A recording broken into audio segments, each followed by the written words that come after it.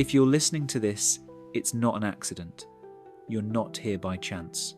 You're here because somewhere inside you, a small, stubborn doubt keeps whispering that you're not enough, that your choices don't matter, or that the world will never give you what you secretly crave. I see that doubt. I hear it in the tremor of your breath when you press play.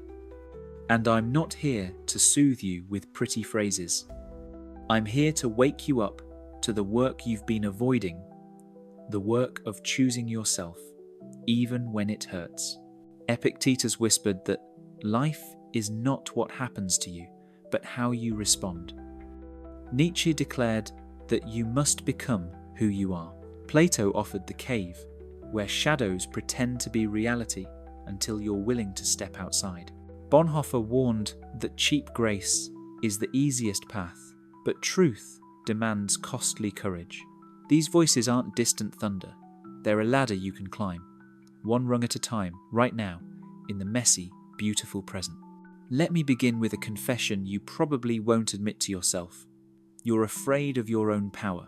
Not the flashy, loud power that gets applause, but the quiet, stubborn power to choose again after you've already chosen incorrectly. You fear failure so much that you don't try. You fear your own potential so intensely that you watch it from the edge of the cliff, never stepping onto the ledge, always measuring your jump with a ruler you've bent to keep yourself safe. If fear is a map, most of us draw the entire route in ink we'll never erase. We map danger, sure, but we forget to map possibility. I'm reminded of a story from ancient Greece, the myth of Daedalus, who built wings to escape Crete.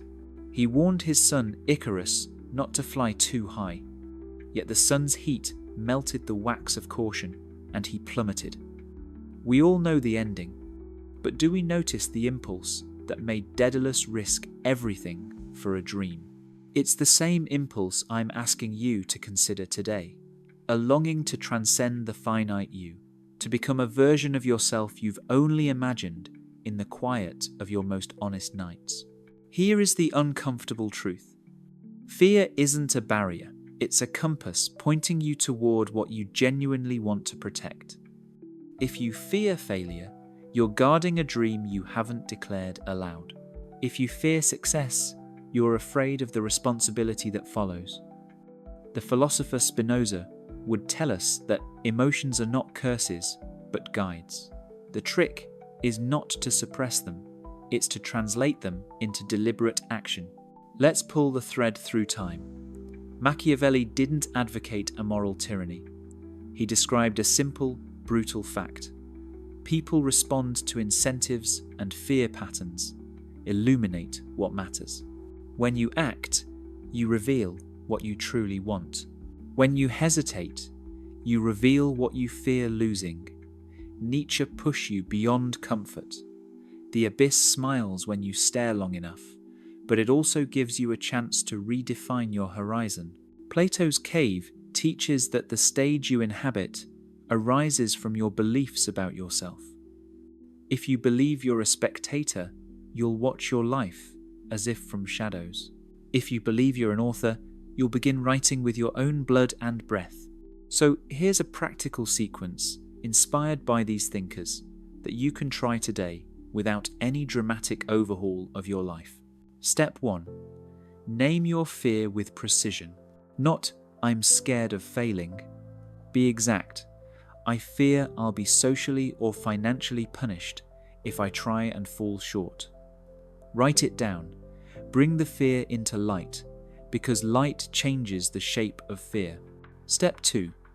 Reframe the fear as information. Ask, what could this fear be telling me about what I value? If I fear embarrassment, perhaps I value authenticity more than appearance. If I fear poverty, perhaps I value security. The fear is a clue, not a verdict. Step 3. Arm yourself with a small, courageous action. Choose something tiny that has the aroma of risk but is low consequence. It might be reaching out to someone you admire and sharing a real question. or starting a 10-minute daily project you've delayed for months. The aim is not perfection, but proof that you can begin again. Step 4. Pay the cost of progress, not the cost of perfection. Bonhoeffer warned that cheap grace costs nothing. Costly grace costs something. Your costly grace is time, discipline, and a stubborn refusal to abandon your future for the fantasy of safety. Step 5. Build a personal myth that serves you. Narrate yourself as the protagonist who chooses. Every day, tell a version of the story where you acted with courage, even if you didn't feel like it at first. Stories shape reality. Reality, in turn, shapes stories. Here's where the twist appears. Your habit of avoiding discomfort is not just a personal flaw, it's a social habit. You've learned to calibrate what you reveal and to keep certain truths tucked away. The modern world rewards curated energy, perfectly filtered selves, neatly scheduled lives, a feed of triumphs you're told to aspire to. But the oldest, most durable seeds of meaning grow in the dark soil of struggle. The discomfort is not an obstacle to maximize. It's the soil in which your strongest roots take hold. Let me tell you a small story about a man who lived inside a strict frame, the frame of habit and expectation. He spent years measuring outcomes by others' standards, chasing a version of success that looked impressive but felt hollow. One day, in a quiet moment between meetings, he asked himself a question. If this life were a sculpture, what would be carved from the marble of my days? The answer surprised him. Not a statue polished for others, but a map, an unfinished map to where his own truth could live. He began shaping his days around questions rather than applause. The map didn't remove pain, it reframed it. It turned fear into a compass, and the compass led him to a place he hadn't planned but needed. Philosophers remind us that truth isn't a verdict, it's a practice. Nietzsche's proclamation that you must have chaos within you to give birth to a dancing star isn't a license to remain chaotic. It's an invitation to channel chaos into creation. Plato's cave dissolves not when the world changes, but when a person decides to look at their own shadow and ask, is this all there is? Or is there light beyond? If you are willing to look, the light will not simply appear. You will begin to bring your own lamp, which changes what you can illuminate. Here is the paradox that unsettles comfort. You become free by abandoning the chase for certainty. The more you demand certainty, the more you surrender your freedom, because certainty implies a closed mind. The philosopher Seneca observed that it is not because things are difficult that we do not dare. It is because we do not dare that they are difficult. The path to freedom is paved with imperfectly walked steps, each one a choice to proceed despite fear, to reveal a sliver of your truth, to endure the tremor as you take another breath and begin again. Let's test a social myth. The idea that one person's success must oppress another's. This is a modern legend, not a universal law. If you believe that your improvement harms someone else, you've accepted a limiting doctrine, that abundance is scarce and shared only through struggle. The ancient world knew a different calculus. In Aristotle's idea of eudaimonia, flourishing isn't a zero-sum game. It's the virtuous activity of realizing our best potentials. When you grow, you offer something new to the world, your unique contribution, whether you realize it or not. The world does not shrink to accommodate your ascent. It expands because you've brought something new into it. This is the moment where many turn away. If you want a gadget, a shortcut, a miracle, you'll likely click away now. But if you stay, you'll hear an honest claim. Your life isn't a script written by fate. It's a draft you edit day by day, with the ink of intention, with the eraser of forgiveness, and with the stubborn permanence of your commitments. Here are real-life examples from people who chose to rewrite their maps. A nurse who decided to study philosophy while working night shifts. She didn't finish with a dramatic revelation. She finished by noticing patterns in people's fear and offering small, compassionate interpretations. Her patients reported feeling seen in ways clinicians rarely offer, and she discovered a joy that comes from aligning heart with craft.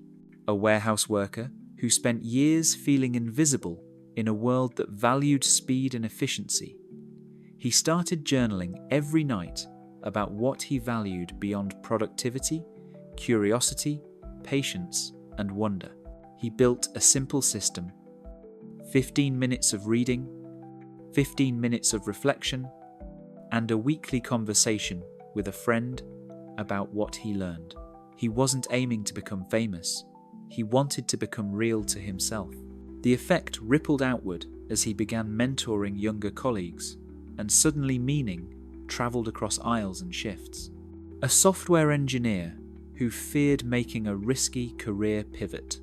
He started by teaching a free weekly class on a problem he loved solving. The class drew people from different backgrounds.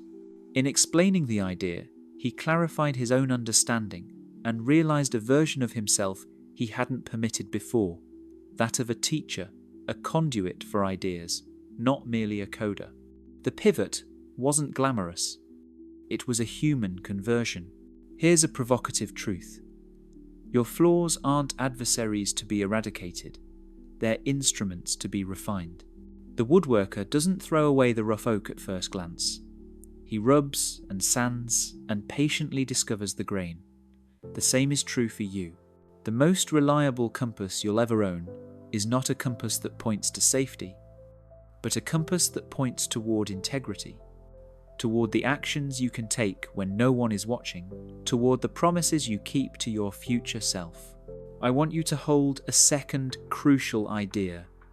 Your mind isn't a passive stage on which events unfold. It's more like a garden that grows what you water with attention. If you water the bed of fear with constant vigilance, you'll harvest anxiety. If you water the bed of curiosity, you'll harvest insight and resilience. The ancient poets told us that beauty is truth's companion. Science tells us that attention shapes perception. Put differently, what you attend to becomes part of your reality. Let me offer a counterintuitive insight. Your best future self isn't a distant, perfectly formed statue. It's a critical, evolving project you negotiate with yourself every day. You negotiate with fear. You negotiate with desire. You negotiate with the person you pretend to be when no one else is watching. The negotiation may be messy, but it's how humans have always grown. The tent of your life is not a perfect tent, but a canvas that accepts the imperfect strokes you dare to lay down. Now, the hardest part. Facing the truth that your current life is a sum of your choices, but not a final verdict. You can still choose to begin again. Each morning you wake is a blank page with your name on it. You can write in the margin, "I was afraid, and I acted anyway." That line may be clumsy, but it's honest. And honesty, paradoxically, carries a gravity that fear cannot resist. As you read, as you listen, I want to remind you of one more paradox, this time with a historical echo. In the 1940s, a world in crisis demanded more than conformity. It demanded conscience. Bonhoeffer warned of the danger of cheap grace, the ease of escape without accountability. In that era, people faced a choice to act or to retreat into comfortable excuses. The same choice lives inside you today. Your act doesn't need to shake a tyrant. It needs to shake your own complacency. Your rebellion can be quiet and daily, and that can be the most transformative rebellion of all. I'm going to tell you a last, uncomfortable truth. You aren't just battling your fears, you're negotiating with your past self. The version of you that believed it wasn't possible, that thought you weren't worth honesty, that settled for small comforts because they are easier than courage. If you want a different future, you must outlive that past self, not by punishing him, but by inviting him to join you on the journey you're now choosing to take. The road to authenticity is paved with the uneasy steps of integration. Integrating strength with tenderness, action with reflection, ambition with responsibility. Picture this moment as a door one you can choose to open. Beyond it lies a version of you that has learned to hold sorrow without letting it own you, that can face uncertainty with the calm of a river, that can listen to another person's pain and still stand firm in their own truth. This is not a miracle. It's practice. It's repetition, yes, but not mindless repetition. Repetition that becomes memory, and memory that becomes character. To live with intention is to refuse to outsource your life to others' expectations. It is to accept the burden of choice and to bear it with grace. The philosopher who is honest about what he wants learns that desire itself can be a teacher. If it's disciplined, if it's tempered by love, and if it's aligned with a purpose that extends beyond the self. I won't pretend the path is tidy. It isn't. It's a long corridor with doors you don't want to open and doors you fear you can't close. Each door you push through teaches you what you're capable of enduring and what you're not willing to abandon in the name of comfort. The question you must answer, not once, but again and again, is: who are you willing to become for the sake of a life you can respect? If you've stayed with me, then here is your invitation, not to a grand gesture, but to a daily discipline. Spend 5 minutes a day in honest self-interrogation. Ask yourself, what did I fear today? What did I choose to do anyway? What did I learn about my own stubborn humanity? Then write one sentence that captures the best version of what you did and who you were becoming in that moment. Do this for a week, then another week, then another. The practice compounds, not as a pressure cooker of results, but as a forge of character, slow, bright, enduring. I want you to leave this video with a question that will gnaw at you until you answer it through action. If fear is a map, where will you go if you refuse to follow the same old road? If your future self could whisper in your ear right now, what would they say about the choices you're making today? Thank you for staying long enough to hear the real question. Are you willing to become the kind of person who acts when it matters, even when it's hard? If you are, then you already know the answer. The door is slightly ajar. Step through, let the light in, and begin again.